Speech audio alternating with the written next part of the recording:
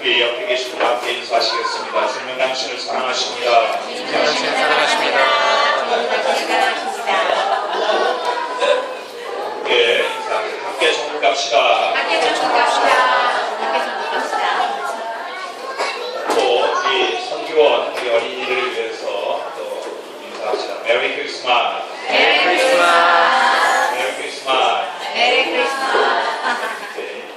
The children, also you say Merry Christmas to your Korean brothers and sisters. Merry Christmas.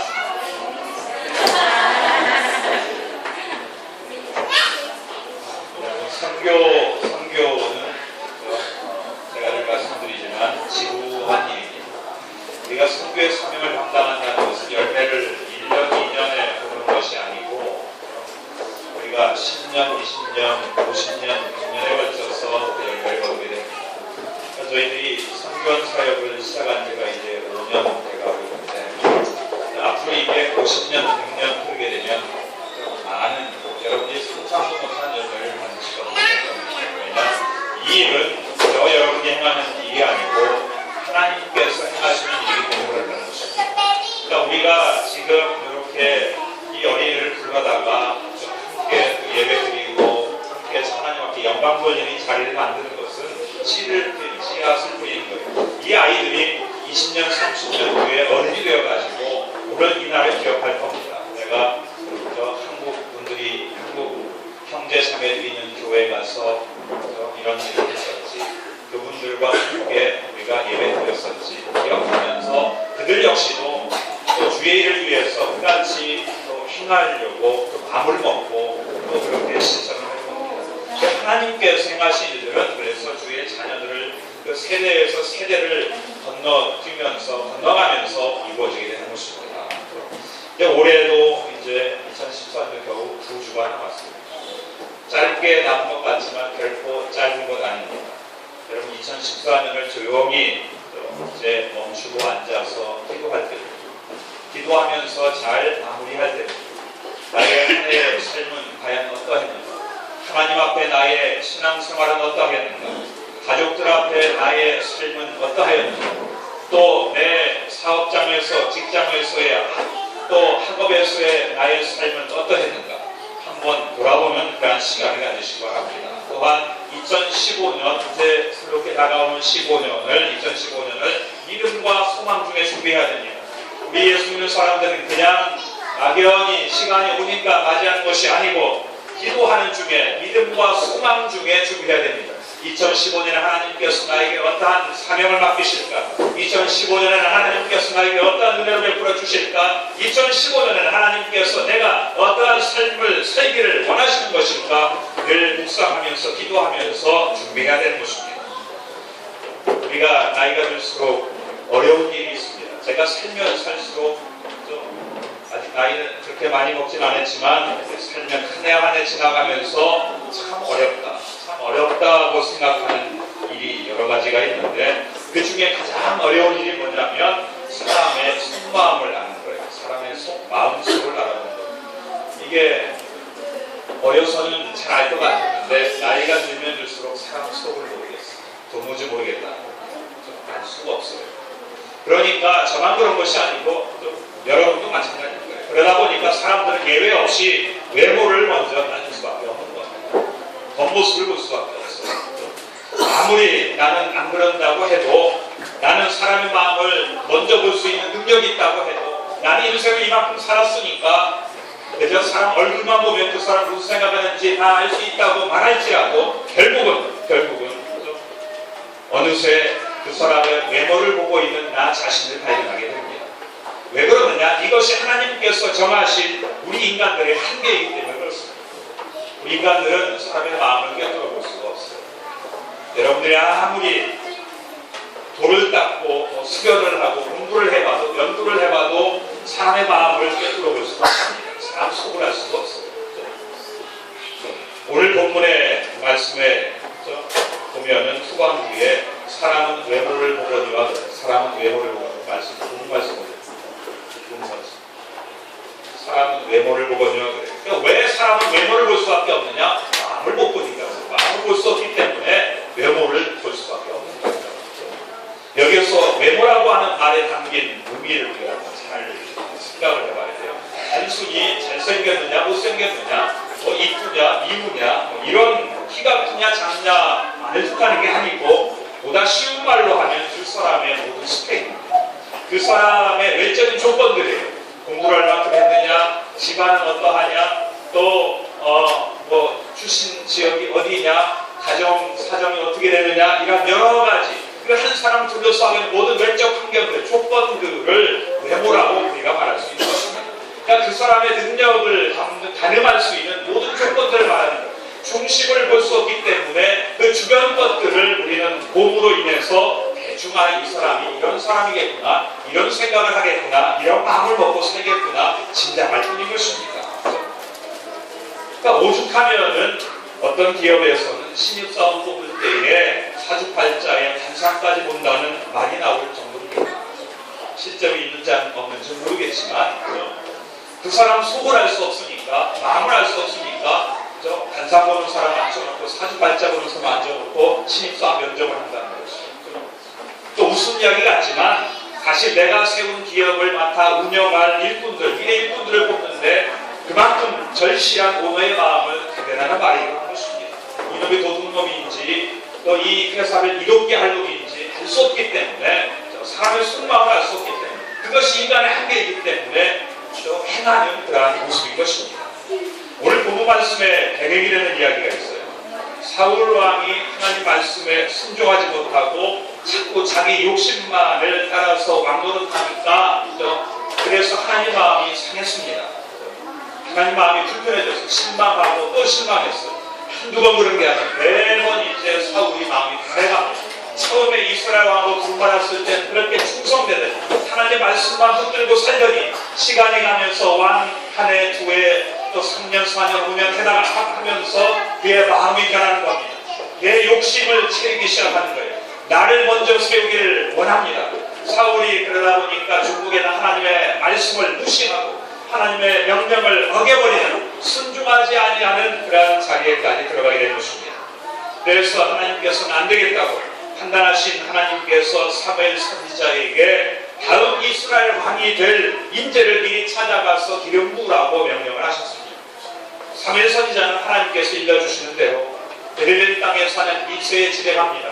이새의 아들 중에서 다음 이스라엘 왕을 하나님께서 예비하여 놓으셨다는 말씀을 들었기 때문에 이새의 그 아들들 중에서 다음 이스라엘 왕을 찾아서 기름 붓기 위해서 간 거예요. 그러니까 이 사무엘 선지자가 이새 집에 가서 내가 이러이러한 목적으로 당신 집에 왔으니까 아들들을 데려와라. 당신 아들들 중에서 하나님께서 다음 이스라엘 왕을 세우길 원하신다. 이새가 이 말을 듣고 아들들을 불러다가 깨끗이 씻기고 좋은 옷을 갈아입혀서 이제 사무엘 선지자 앞에 다 줄 세우는 거예요. 면접을 치는 겁니다. 선을 보이는 겁니다. 그런데 여기 이새가 아들이 8명인데 7명만 세웁니다. 막내 아들이 다윗은 저 들판에 양 보고 있어요. 심부름하고 있어요. 그래서 이제 7명의 아들을 세웠는데 첫 번째 아들이 엘리압입니다. 엘리압. 큰아들답게 엘리압이 좀 어른스러워 보이고 또 인물도 좋고 누가 보아도 왕노릇하기에 충분하다. 이 사람은 왕이 될 제목이 분명하다. 한눈에 알아볼 수 있는 정도의 인물이었습니다. 사무엘 선지자가 이 엘리압을 보자마자 마음에 이런 마음을 든 거예요. 사무엘상 16장 6절에 보시면 그들이 오매 사무엘이 엘리압을 보고 마음에 이르기를 여호와의 기름 부으실 자가 과연 그 앞에 있도다. 7 아들이 쭈르르 들어오는데 보니까 누구에게 제일 먼저 눈이 가느냐? 엘리압에게, 큰아들 엘리압에게 사무엘의 눈이 간 거예요. 마음이 갔습니다. 야, 이 정도면은 사울 왕의 뒤를 이어서 이스라엘 왕이 될 만하겠다. 체격도 단단하고 인물도 좋고 더 이상 나머지 아들들을 볼 필요가 없겠다. 말 그대로 왕의 스펙을 갖춘 것처럼 보입니다. 이때 사무엘 선지자에게 하나님께서 하신 말씀이 오늘의 본문 말씀이에요. 사무엘상 16장 7절 말씀입니다. 여호와께서 사무엘에게 이르시되 그 용모와 신장을 보지 말라. 내가 이미 그를 버렸노라. 나의 보는 것은 사람과 같지 아니하니 사람은 외모를 보거니와 나 여호와는 중심을 보느니라. 보시기에 엘리야는 이스라엘 왕의 사명을 감당하기에는 적합하지 않았다는 것입니다. 외모나 조건이 부족해서가 아니고 그 중심이 하나님 마음에 들지 않았다. 그 마음이 하나님 마음에 들지 않았기 때문에. 그 중심이 왜 하나님 마음에 들지 않느냐? 믿음이 없다는 거예요. 믿음. 여러분 믿음이 영어로 faith입니다. faith. 그 믿음이 있다 그러면 faithful이에요. faithful. 그러니까 믿음이 있다는 말은 다른 표현으로 신실하다고 해요. 신실하신 하나님이라고. 그 사람 참 신실하다. 그 말은 뭡니까? 믿음이 있다는 뜻이죠. 믿음이 있다. 그러면 이 신실하다, 믿음이 있다는 뜻을 우리가 잘 알아듣기 쉽게 설명하면 뭡니까? 쉽게 설명하면 뭐예요? 믿음이 있다는 거? 믿음이 있다는 거. 한 마음을 품는 거예요. 한 마음을 품는 거예요. 한결같이 변하지 않는 마음을 갖는 거예요. 상대가 나를 잘 대해줄 때에도, 소홀히 대할 때에도 여전히 마음에 똑같은 마음, 한 마음을 품는 게 신실합니다. 그걸 성경은 믿음이라고 합니다. 하나님께서 여러분을 잘 대해준 것 같이 보일 때, 좀 서운하게 대하는 것 같이 보일 때, 기도에 늘 응답해 주실 때, 기도에 침묵하실 때도 늘 마음에 하나님을 향한 마음이 변함이 없는 것, 이게 믿음이에요. 이게 신실한 거예요. 여러분, 부부가 그렇습니다. 부부가 살다 보면 신혼 때는 좋아서 결혼해서 살지만 신혼 생활 저거 해보니까 조금은 한 달이고 2달 정도 되면 싸우기 시작해요. 석 달째면 나아지겠지. 석 달 되면 더 싸워. 6개월쯤 반년 살고 나면 앞으로 더 살아야 될까 말아야 될까 고민하게 되고 내가 과연 결혼을 잘했느냐고 물으면 안 됩니다.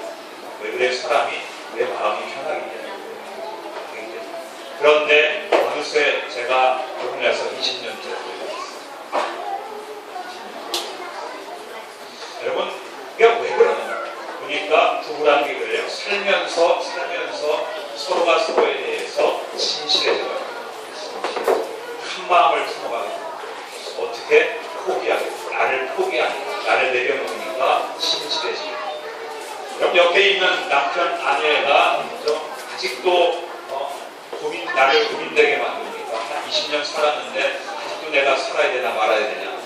그것은 어디에 문제가 있어요? 내 마음에 문제가 있어요.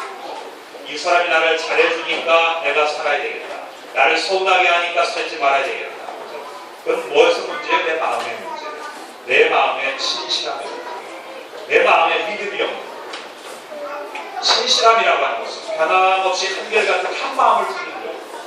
당신밖에 없다. 이 사람밖에 없다. 이 사람만이 내가 평생 이 세상을 마감할 때까지 함께 살아야 될 나의 동반자다. 나의 돕는 대표. 이게 신실함이고 여러분 이게 우리 신앙인의 믿음입니다. 믿음이 결혼 생활에 나타나는 증거예요. 여러분 믿음이 있다고 자신하는 분들은 잘 한번 돌아보세요.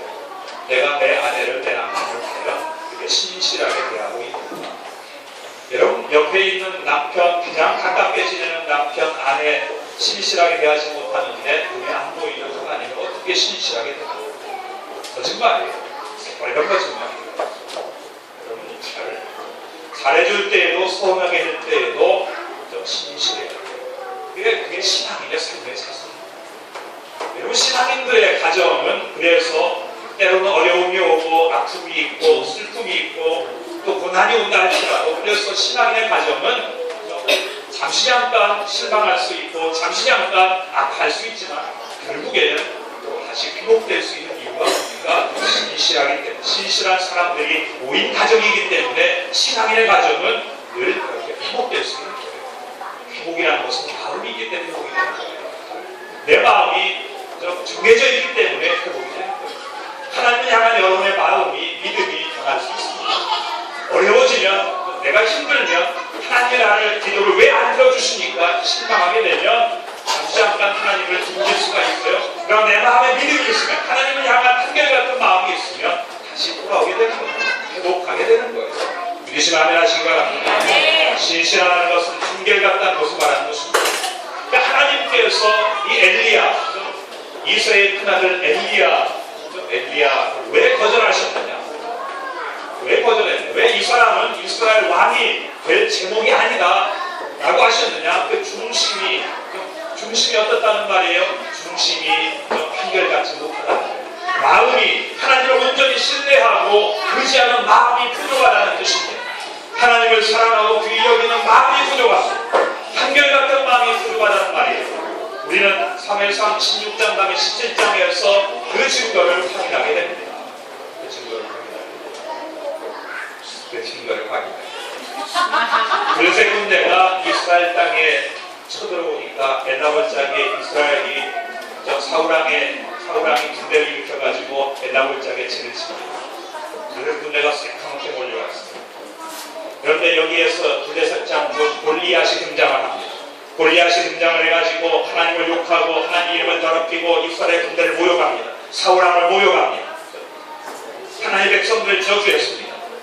그 현장에 있던 사울도 또 다윗의 큰 형님 엘리압도 근데 감히 하나님과 이스라엘 군대를 모욕하는 골리앗에 대항하여 나가지 못했습니다. 침묵만 하고 있다. 침묵만 하고 있다.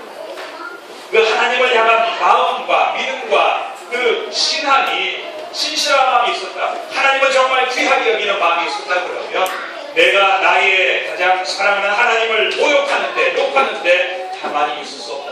내가 힘이 있고 없고의 문제가 아닙니다. 내가 힘이 세고 약하고의 문제가 아니에요. 여러분, 남편과 아내가 가는데 남편과 아내는 결정돼요. 나중에 우리 여기 청년들 잘 돼요. 특히 우리 이 여자 청년들 잘 돼요. 나중에 이제 우리 형제를 만나서 교제하고 결혼을 해야 되겠다. 마음에 생각을 염두에 두고 있는데 하다가 깡패를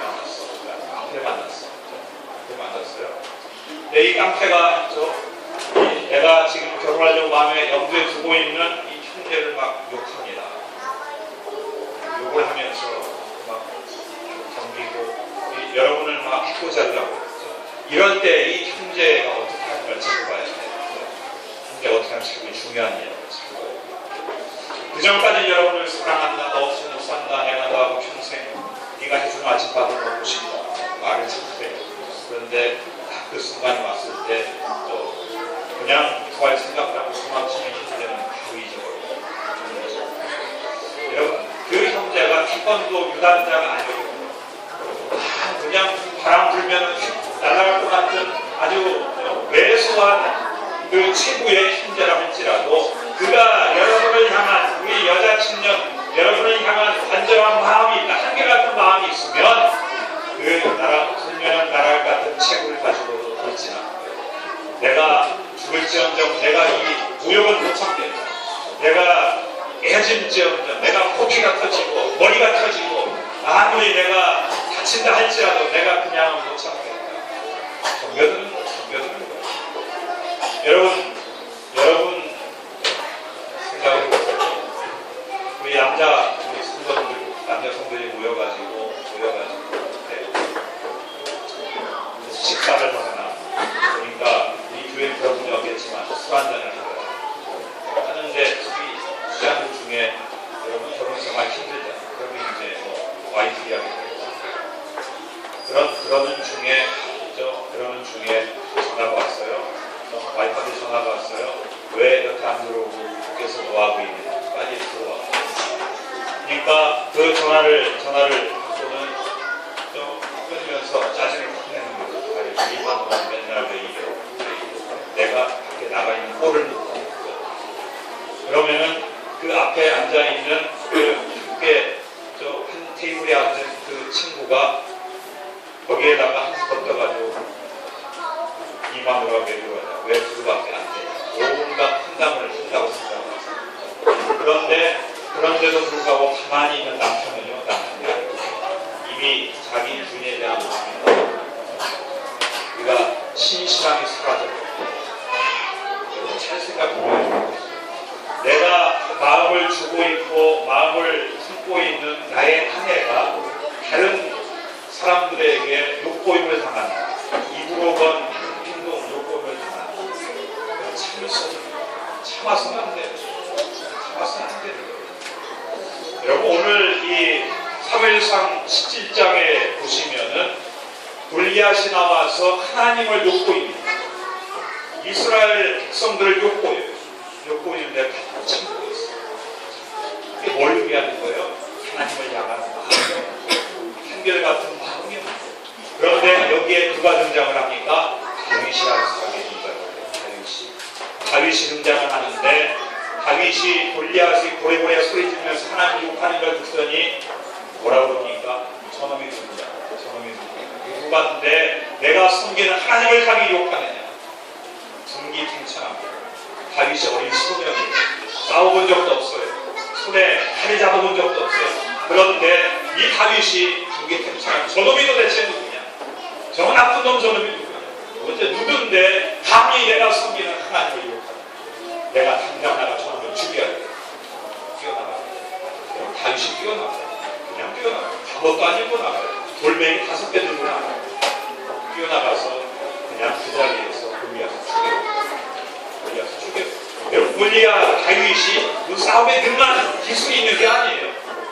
체구가 좋은 게 아니에요. 그가 뭘로 나갑니까? 하나님을 향한 한결같은 마음으로 나가서 이깁니다. 죽여요. 하나님께서 다윗과 함께 하셨어요. 하나님께서 다윗을 기뻐하셨어요. 뭘 기뻐하신 거예요? 그 한결같은 마음을 기뻐하신 거예요. 다윗이 능력이 있어서 이긴 거 아니에요. 한결같은 마음 때문에 하나님께서 그 마음을 인정하시기 때문에 이긴 거예요. 아멘. 여러분 삶의 어려움이 닥쳐오니까 다시 한번 내가 하나님을 향한 마음을 다시 한번 되짚어볼 때 나는 과연 하나님을 향한 한결같은 마음을 품고 있는가? 하나님께서 나를 자녀 삼아주시고 돌보고 계신다는 한결같은 믿음을 한 마음을 품어서 내가 살고 있는가? 다시 한번 돌아볼 수 있는 시간 되기를 바랍니다. 여러분 사무엘 선지자가 기도가 부족해서 엘리압을 다 이스라엘 왕으로 점찍은 게 아니에요. 그 사람이 성령 충만이 부족해서 사무엘 선지자가 성령 충만 부족해서 다윗을 못 알아본 것도 아니에요. 사람의 한계, 인간의 한계. 우리는 자꾸 눈에 보이는 거만 마음을 볼 수가 없어요. 그래서 우리는 한 사람 한 사람 대할 때 나는 믿음이 있다고 성령 충만하다고 오랜 신앙생활했다고 많은 사람을 겪어봤다고 한눈에 그 사람을 판단해버리는 그러한 저지는 안 됩니다. 교회를 섬기고 하나님을 섬기는 모양을 보면 그 사람의 마음을 볼 수 있는 거예요. 여러분 우리 교회 안에서 제가 여러분을 판단하는 게 아니라 여러분이 어떤 마음을 품고 있는가는 뭘 보면 알아요? 다른 거 안 봐요. 교회를 얼마나 어떻게 섬기고 있는가 보면 마음이 보여요. 여러분들이 하나님을 어떻게 섬기고 있는가 모양을 보면 여러분 마음이 보여요. 다 들어요. 그거 안 봐요. 여러분들이 무슨 부자고 가난하고 많이 배우니까 교회를 얼마나 섬기는가 그 모습만 봐요. 하나님을 어떻게 섬기는가 그 모습만 봐요. 그러면 다 보여요. 사울왕은 어떻습니까? 사울왕 겉모양은 좋았지만 엘리야 겉모양은 왕이 될 만했지만 그렇지 못하고 마음을 보시는 하나님이십니다. 우리가 창세기 4장에 보시면 또 다른 이야기가 있습니다. 저 아담의 아들 가인과 아벨의 이야기가 있어요. 가인과 아벨의 이야기. 그러니까 가인이 형이고 아벨이 아우인데 그 말씀을 보면 창세기 4장 3절 이하를 보시면 세월이 지난 후에 가인은 땅의 소산으로 제물을 삼아 여호와께 드렸고 아벨은 자기도 양의 첫 새끼와 그 기름으로 드렸더니 여호와께서 아벨과 그 제물은 연락하셨으나 가인과 그 제물은 연락하지 아니하신지라. 그러니까 우리가 이 말씀 읽을 때마다 의문을 갖게 되는 게 뭡니까? 왜 하나님께서 가인의 제물은 연락지 아니하십니까? 왜 받지 않으셨는가? 아벨의 제물은 피로 드린 것이고 가인의 제물은 피가 없어서 그런 것이냐? 아니라는 것이죠. 하나님께서 레위기 말씀에 기록되어 있지만 짐승의 피로 드리는 희생 제사도 받으시지만 곡식 따로 태워드리는 소제도 받으신다. 곡식을 드렸기 때문에 가인의 제사를 받으신 게 안 받으신 게 아니에요. 우리가 하나님 말씀을 잘 읽어봐야 됩니다. 그냥 읽으면 잘 안 보입니다. 성령의 감동 가운데 읽어야 보이는 겁니다. 말씀을 잘 보시면 하나님께서는 아벨의 제물이 아니라 아벨을 먼저 하셨다는 거예요. 하나님께서는 가인의 제물을 거절하신 것이 아니라 가인을 먼저 거절하셨다는 것을 우리가 알 수 있는 것입니다. 아벨은 자기도 양의 젖새끼와 그 기름으로 드렸더니 여호와께서 아벨과 그 제물은 연락하셨으나 그럽니다. 가인과 그 제물은 연락하지 아니하시니라. 순서가 뭐예요? 아벨이고 가인입니다. 사람의 마음을 먼저 받으시는 하나님이신 거예요. 뭘 드리는가, 그 물질이 중요한 게 아니고 그 마음을 먼저 보시는 하나님이시라는 것입니다.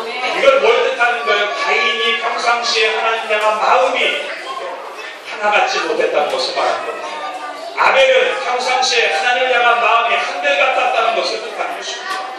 그래서 아벨이 어떠한 것을 가져와도 기뻐 받으시는 것이고 가인이 어떠한 것을 가져와도 받지 않으셨다는 거예요. 가인을 먼저 받지 않으신 거예요. 왜 그러느냐? 중심을 보시는 하나님이시기 때문에 그렇습니다. 성경의 말씀은 성경 아니면 말씀을 듣는 것이 제일 정확하지요. 가인과 아벨의 제사에 대해서 언급한 말씀이 히브리서에 있습니다. 히브리서 11장 4절에 보시면 믿음으로 아벨은 가인보다 더 나은 제사를 하나님께 드림으로 의로운 자라 하시는 증거를 얻었으니 그럽니다. 그러니까 믿음으로 아벨은 가인보다 더 나은 제사를 드렸다는 것입니다. 믿음으로 한결같은 마음으로 변하지 않는 마음으로 아벨은 하나님께 나가 제사를 드린 것입니다. 그러면 가인이 하나님 향한 믿음이, 신실함이, 변함없는 마음이 없었다는 것을 어떻게 알 수 있습니까? 역시 말씀을 통해 알 수 있습니다. 4장 5절 보시면 가인과 그 제물은 연락하지 아니하신지라. 그 다음에 뭐라고 쓰여있습니까? 가인이 심히 분하여 안색이 변하니 그럽니다. 가인이 심히 분하여 안색이 변하니, 하나님께서 자기가 드릴 제물을 받지 아니하시니까 가인이 그 즉시로 안색이 변합니다. 마음이 불편해집니다. 화가 납니다. 하나님을 원망합니다. 이게 무엇을 의미하는 거예요? 마음에 한결같은 마음이 없었다는 것입니다. 가인에게 믿음이 있었으면, 한결같은 믿음이 있었으면 하나님께서 가인의 제사를 받지 아니하시면 어떻게 해야 맞습니까? 하나님께서 이것을 싫어하시는가 보다. 하나님께서 좋아하시는 것 다른 무엇이 있을까? 오히려 이제 하나님께서 바라시는 그것을 찾아서 또 갔을 것입니다. 다시 갖고 왔을 것입니다. 다시 준비해 드렸을 겁니다. 그러나 그 마음에 하나님을 향한 한결된 마음이 없었기 때문에 하나님께서 한 번 서운하게 대하니까 그냥 안색이 변해버리고 분함이 일어나고 원통했다는 것입니다. 하나님을 사랑한다고 믿는다면 서운한 배우 한두 번 받았다고 분내고 넘어가지 않습니다. 여러분이 진정 여러분 남편과 아내를 향한 믿음이 있다 그러면, 신실함이 있다 그러면, 변하지 않는 마음이 있다 그러면 한두 번 서운한다고 해가지고 내치지 않는 거예요. 욕하지 않는 거예요. 저주하지 않는 거예요. 좀 서운하게 해도 여전히 그 마음을 풀어주기 위해서 우리는 또 길을 찾는 것입니다. 그게 한결같은 마음입니다. 우리가 아무리 화려한 언변과 예물로 하나님께 영광을 돌려도 마음에 가인과 같은 옅은 믿음을 품었다면 하나님께서는 우리가 드리는 예물을 영광을 거절하실 것입니다. 우리는 2014년을 보내면서 마음에 과연 난 한 년 동안 하나님 향한 한결같은 마음이 있었던가, 믿음이 있는가, 신실함이 있었던가를 돌아보시기 바랍니다. 하나님을 진심으로 마음의 중심에 두고 다른 쪽으로 사모하면서 하나님의 말씀을 진실로 귀하게 여기고 순종했는가, 기도드리고 예배드리는 자녀들을 그렇게 기도드리고 그렇게 예배드리는 자녀들, 한결같은 마음을 두고 예배드리는 자녀를 하나님께서 기뻐 받으신다는 것입니다. 여러분, 믿음은 곧 순종으로 이어지는 거예요. 하나님 말씀에 순종하는 모습을 보면 사람들의 믿음을 가져가고 있는 겁니다. 여러분, 믿음으로 천국에 들어간다는 말씀으로 큰 거예요. 입으로 믿는 믿음을 말하는 것이 아닙니다. 얼마나 하나님을 변함없이 정성으로 섬기는지, 하나님 말씀을 귀히 여기는지, 그리고 귀하게 여기는 만큼 순종하며 사는가에 따라서, 한결같은 모습으로 사는가에 따라서 천국에 들여보내 주시고 또 면류관으로 보상하여 주실 것입니다. 네. 여러분, 한결같은 마음을 하나님 향한 한결같은 마음을 품어야 돼요. 말로는 필요 없어요. 행함이 있어야 돼요. 마음이 있으면 행함이 나오는 거예요. 마음이 없으면 그저 잠깐 흉내내다가 그냥 끝나버리는 겁니다. 우리가 이 한 해 마무리하는 즈음에 믿음의 결산을 해놓지 맙시다. 그리고 새해에는 얼마나 더욱더 변함없이 한결같은 마음으로 하나님을 귀히 섬길지 순종할지를 기도하며 하나님 말씀하면서 결단하는 시간을 가지시기 바랍니다. 그렇게 우리는 한 걸음 또 한 걸음 하나님의 나라로 가까이 다가가고 있는 거예요. 한 해 한 해 우리는 하나님 나라를 향하여 가까이 다가가고 있는 거예요. 한결같은 마음을 품고 다가가고 있는 거예요. 변하지 않는 믿음을 가지고 하나님께 나가고 있는 것입니다. 그리고 나 혼자가 아니라 내 하나님께 주신 내 가족, 아내와 남편과 자녀들과 함께 부모들과 함께 그렇게 나아가고 있는 거예요. 서로가 서로 하나님의 사랑 안에서 그렇게 서로를 향한 마음, 변하지 않은 마음, 한결같은 마음을 품고서 그렇게 나아가고 있는 거예요. 당연하도 오늘 이제 2주밖에 안 남았지만 가족들 간에 서운한 점이 있고 서로 등을 돌리고 서로 마음을 놓아버리고 했던 점이 있으니까 이제 남은 이 2주 동안 기회예요. 여러분 천국 가는데 여러분 남은 여생의 기회이듯이 여러분들이 이제 이 새해를 맞이하기 전에 마음을 한결같은 마음을 품지 못하고 마음을 내려놓았던 사람들이 있으면 다시 한번 그 마음을 회복하시기 바랍니다. 한결같은 마음을 품으시기 바랍니다. 그 마음이 회복돼야 돼요. 회복될 때에 내 가정이 온전히 서게 되고 내 믿음이 온전하게 되고 천국 가는 천국을 향하여 나아가는 저 여러분들의 발걸음이 보다 확고해지는 것입니다. 오늘 본문의 말씀 하나님께서 사람들은 외모를 볼 수밖에 없지만 그러나 하나님 우리의 중심을 마음을 보실 수 있다는 것을 잘 기억하시고 우리도 하나님 앞에 참으로 우리의 마음을 한결같은 마음을 보여드리고 또 하나님의 말씀 따라 순종함으로 내 이웃을 내 몸처럼 사랑하고 섬길 수 있는 그래서 더욱 여러분들의 삶이 천국을 향해 나가는 삶이 주 안에서 복되기를 주 예수 그리스도의 이름으로 축원합니다. 기도하시겠습니다. 아버지 하나님 오늘 귀한 말씀 주심을 감사드립니다. 저희들이 마음에 여러 가지 마음을 품을 때가 있습니다. 이 마음 저 마음 아무 마음이나 다 품고 살 때가 있습니다. 그러나 이제 오늘 말씀 따라서 오직 마음의 중심에 아버지 하나님의 말씀을 품게 하시고 아버지 하나님을 사랑하고 섬기는 마음을 품게 하여 주시고 아버지 하나님께서 붙여주신 모든 이웃들을 가족들을 다 품어서 한 마음으로 한결같이 신실하게 대하고 서로 교제하며 나누며 함께 손잡고 아버지 나라 향하여 나아가는 주의 자녀들 되게 하여 주시옵소서. 결단하는 이 시간 되게 하여 주시옵소서. 주의 영광을 위해서 더욱 사모하는 주의 영광의 나라에 들어가기를 더욱 기뻐하는 또 소망하는 주의 자녀들로 세워 주시옵소서. 이 교회가 또한 주신 사명을 잘 감당할 때에 한결같은 마음으로 감당하기를 원합니다. 변하지 않는 마음으로 믿음으로 감당하기를 원합니다. 아버지 하나님 또 믿음 주시고 힘을 주시옵소서. 한결같은 마음을 주시옵소서. 그 말씀 주 예수 그리스도를 간절히 기도드리옵나이다.